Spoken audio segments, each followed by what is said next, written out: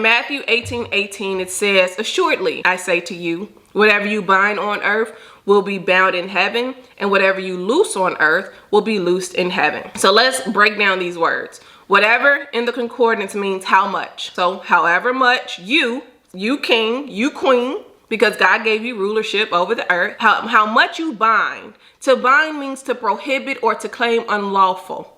Whatever you say is unlawful in this territory, in our domain, right on earth, will be bound in heaven, in God's domain. Heaven won't move until we move first. This is what this thing is saying. So when you say it's unlawful, even though God is giving you, when God is saying, yeah, no, this aligns with my will. It's unlawful for this thing to operate in the earth. It is unlawful for poverty to hit my family. It is unlawful for divorce, for singleness to be in my family. When you start saying that, heaven's like, yep, I'm finna go and back her up.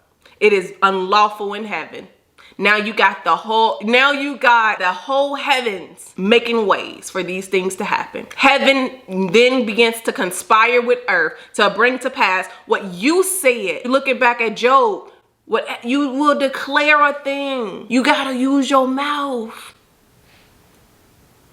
It's not the words. Even though there's scriptural references for words and the power, for tears.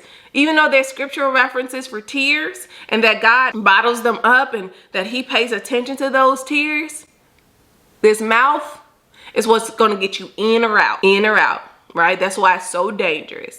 It says the power of life and death is in the tongue. The power, the thing that drives life or death, not life or death, but the thing that drives it is in your mouth, the power of the tongue. Don't you forget that. And sometimes the enemy be having people saying stuff out their mouth, and then it comes to pass, and we all shook. You said it. He couldn't do it until you said it. You had to give it legal right.